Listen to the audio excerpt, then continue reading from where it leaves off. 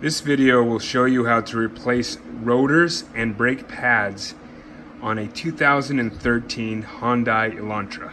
This do-it-yourself video will probably save you close to like 300 bucks. This overall job going into a shop, they're probably going to charge you between $400 to $500.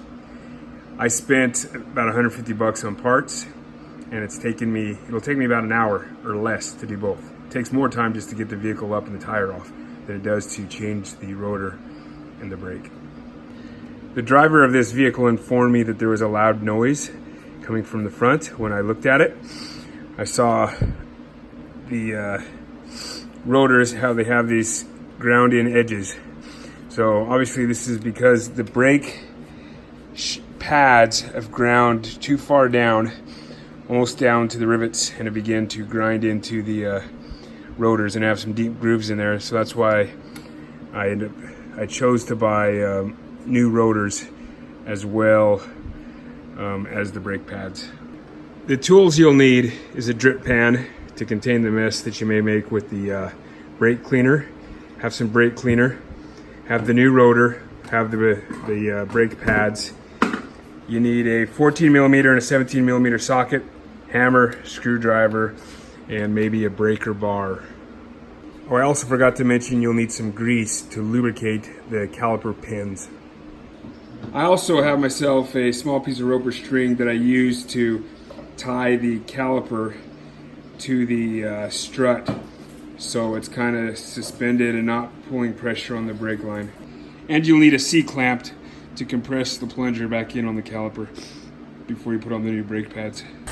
To start, I will turn the wheel so the caliper is facing me, and this also gives me more room for a breaker bar in case the bolts are pretty tight. All right, first step is I'm going to take off these two bolts so I can remove the caliper from the brake bracket right here, brake pad bracket. I got a 14 millimeter.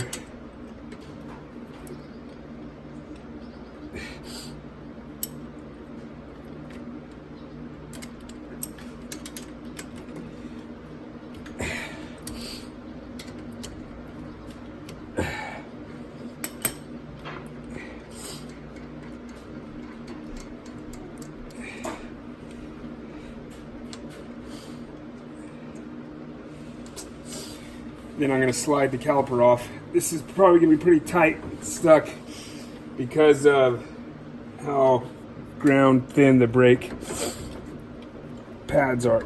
Okay, so when this happens, what I end up doing is removing the whole caliper with the brake shoes itself, because when it's stuck like that, I'm not going to be able to get it off without swinging a hammer.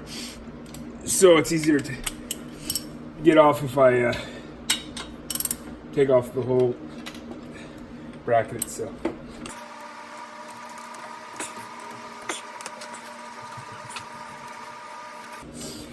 Then I'm going to slide the caliper off. This is probably going to be pretty tight, stuck, because of how ground thin the brake pads are.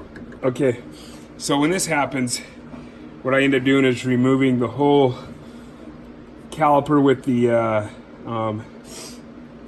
brake shoes itself, because when it's stuck like that, I'm not going to be able to get it off without swinging a hammer. So it's easier to get off if I take off the whole bracket itself. It's on there pretty tight. I'm going to use my breaker bar. The benefit of turning the whole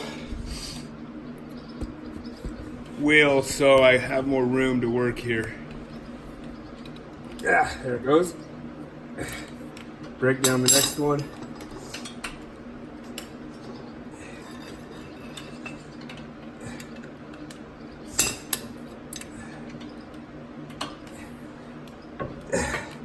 All right.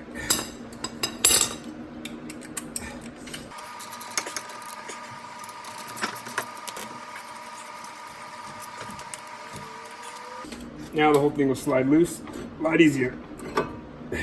All right, take off that brake shoe bracket.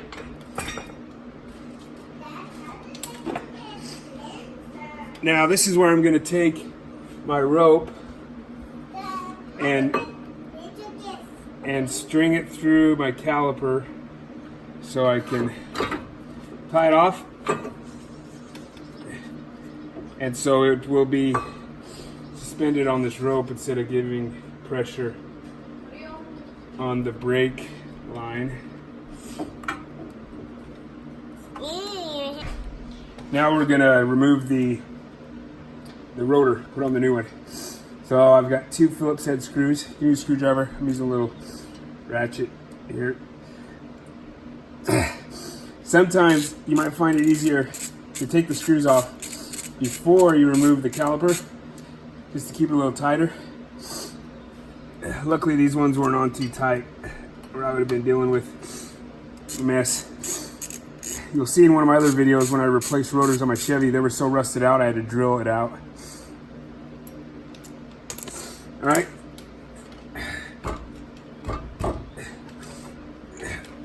This one's kind of stuck on there, even though I removed the screws.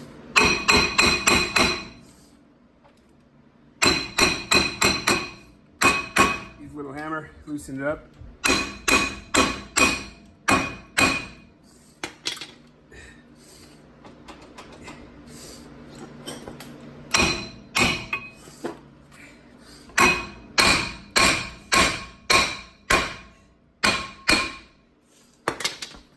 There, we got her loose.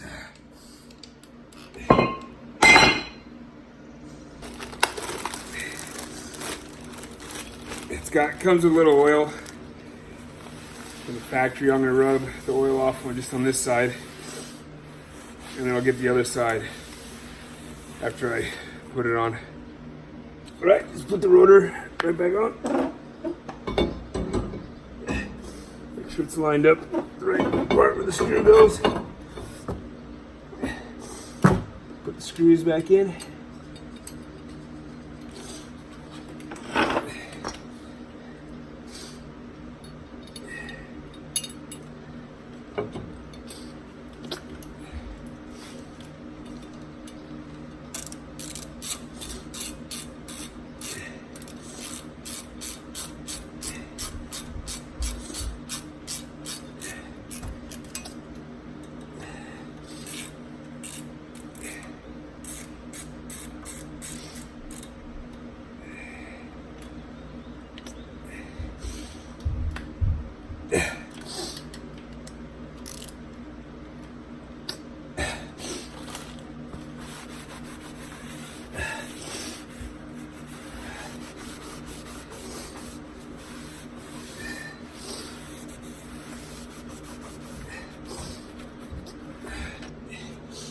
Now I'm going to take my C-clamp to compress the caliper plunger back down to make up for the space when I put on the new shoe.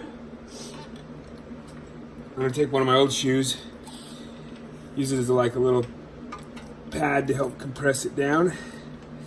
Then I will compress the that little plunger back down in place using my C-clamp.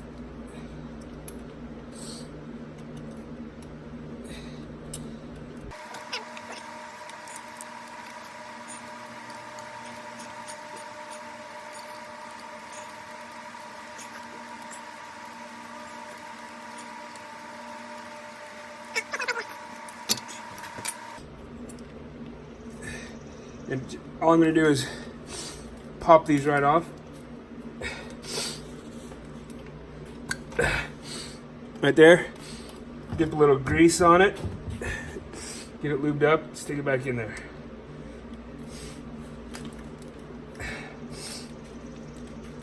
Got to get the lip of that back in. I usually use a screwdriver to pop that back in. Get that popped back into place. There. Take off the other one, do the same.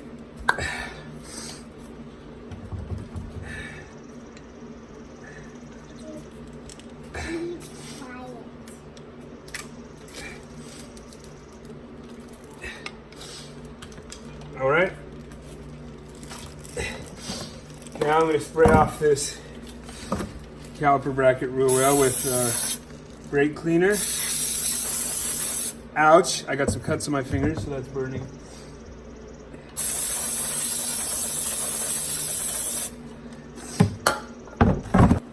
Now I'll put this bracket back on. Why are you looking at me?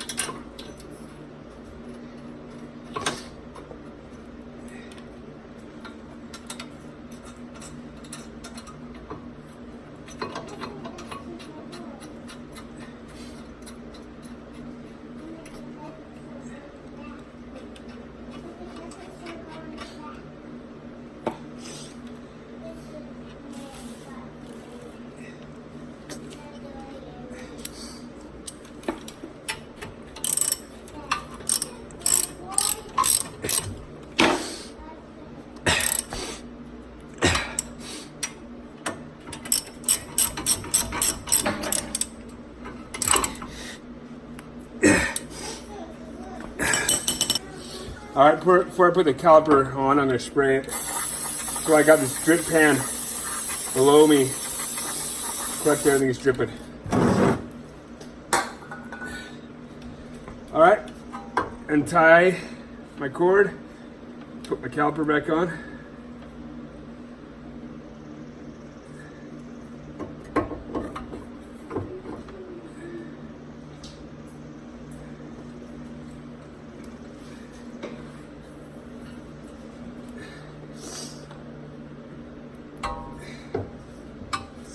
Hang on, almost skipped a step.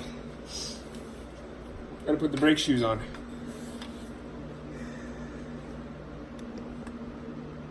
Slide them right in place.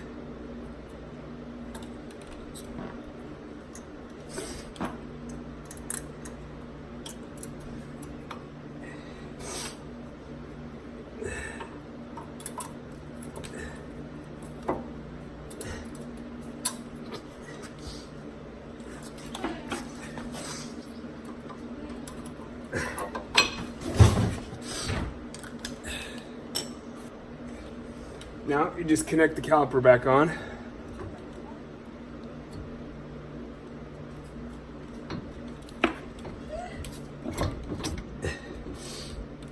Slide the caliper back in place.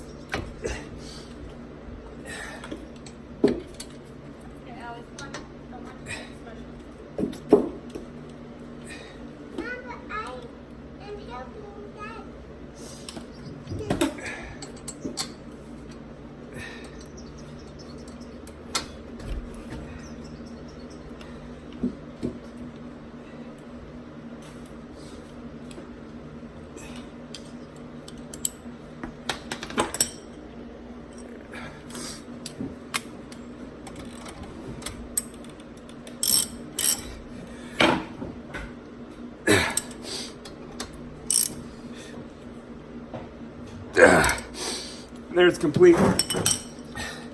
Like to give the caliper and everything one good spray down with the brake cleaner before I finish. Make sure it's nice and clean. Now all I gotta do is put the tire back on and we're good to go.